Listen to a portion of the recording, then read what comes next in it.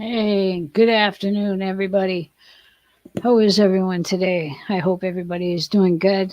Uh, so this is my email address. If anybody would like to copy that down, I like to say hello to everyone, East Coast, West Coast, and everywhere in between. Yes, welcome back to Coffee and Me. I'm real excited today. It's a nice day, to be excited. So, okay. Uh, So my name is Tracey Pacheco Medeiros, and I am a suicide attempt survivor, state certified peer specialist, author, and trainer. I have a BA in psychology with a concentration in addiction. I'm also a suicide loss survivor and an impacted family and friend of others who experience ideation. My soul care and coping skills include woodworking and diamond art. I love the minions and motorcycles. Yes, and my favorite horror author, Stephen King. So, where was your turnaround? What do I mean by that? Once upon a time, I spent a week in Canada and completed a Living Works Train the Trainer certification for ASSIST, which means Applied Suicide Intervention Skills. Within the training, you learn about the importance of guiding a person struggling with the ideation to find their way to recognize and embrace their own turning point. That moment in time when yes, I said we who have survived ideation and attempts might stop and, for at least that moment, feel there is a glimmer of hope, that there's something in our lives worth living for. And I have said this before, we almost never hear anyone talk about that. We typically don't take time to ask a survivor, oh, wait. How did you make that turnaround? Here's what happened with me. Suicide is off the table. That statement just fell out of my mouth. I was on the phone with Anne Marie, and I honestly can't remember what prompted me to say it. I don't think it had anything to do with what we were talking about. A long silence on the other end. She often did that. Okay, was her response. And then more silence. Looking back, neither of us can recall exactly when I said that, but agree that it was sometime in late 2015, early 2016, as I wrapped up aggressive chemo treatments following a double mastectomy and stepped right into equally aggression radiation. Because I stayed, I was able to focus on fighting cancer. During one of my treatments, my nurse apologized about injecting the meds, knowing how sick it was going to make me. Something changed inside me. The cancer battle changed me. I looked over at her, gave her a smile, and said, "Hey, don't sweat the small stuff." I could have laughed out loud because I was thinking, who just said that? Something was suddenly different about how I looked at life. Can't really explain it.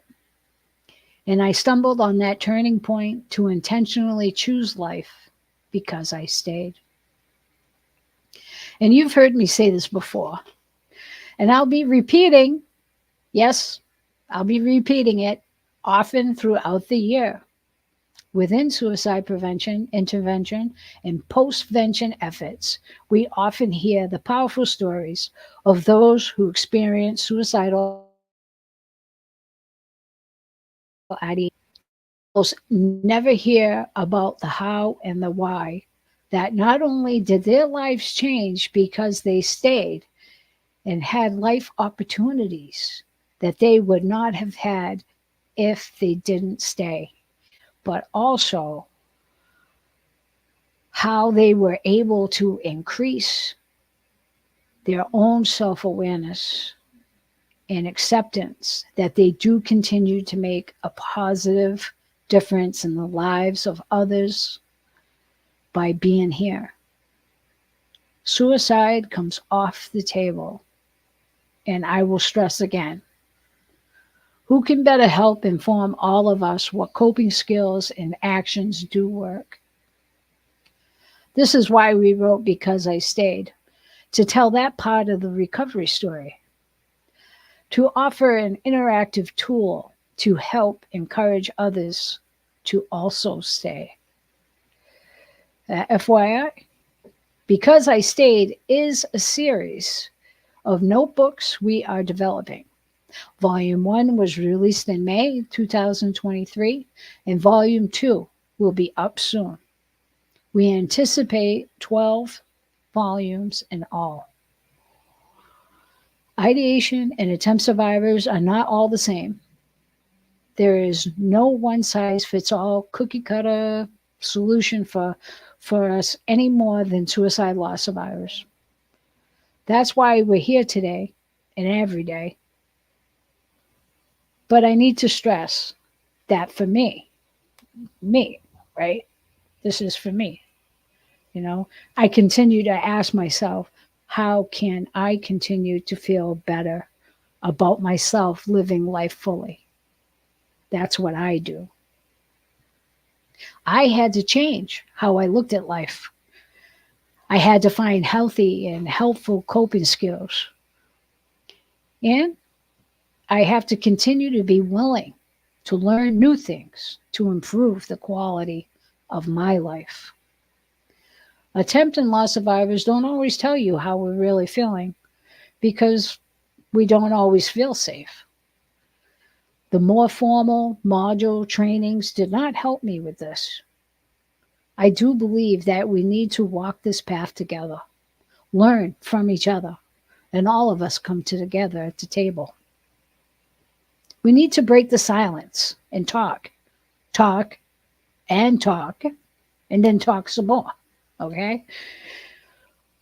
And we have to talk about what we have experienced and how we've not only learned to cope with this trauma, but to also find a life worth living in the face of it.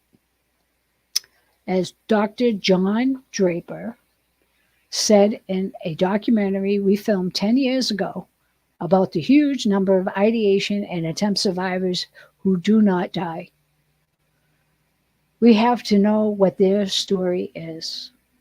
We need to know why they chose to live life after they get in that dark, dark moment when they say, it's all over, it's done, and I'm not going to live anymore.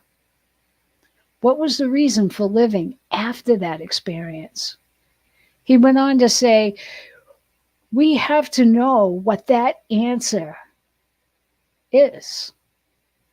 If we are in the business of instilling hope, we have to find out from them, the attempt survivors, how they found hope. Dr. Draper is right.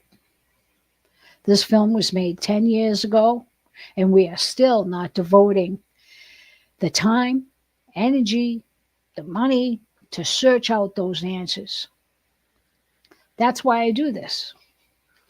So my question to all of you today, I have a question. That means you got homework. So my question was, what was your turning point? Do you share that with others who are still struggling? I'm curious. I will never sit here and say that the workshops we created 10 years ago and are still delivering is the answer. I'll repeat, recovery can be messy and there is no one size fits all. Everyone's different. We all have different lives. We do have a Facebook page for Because I Stayed. Look it up, go there. Tell us about the coping skills that have helped you. You can check out Because I Stayed on Instagram as well. I have a site there. So just so you know that these sites are not monitored at all. So please, if you are in a crisis, uh, so call. If you're in a crisis, call or text 988. That's the suicide prevention hotline. Okay, I'm going to stop there. We need to speak up together. All our voices matter. Thanks for sitting at the table. And hopefully we'll see you all next week.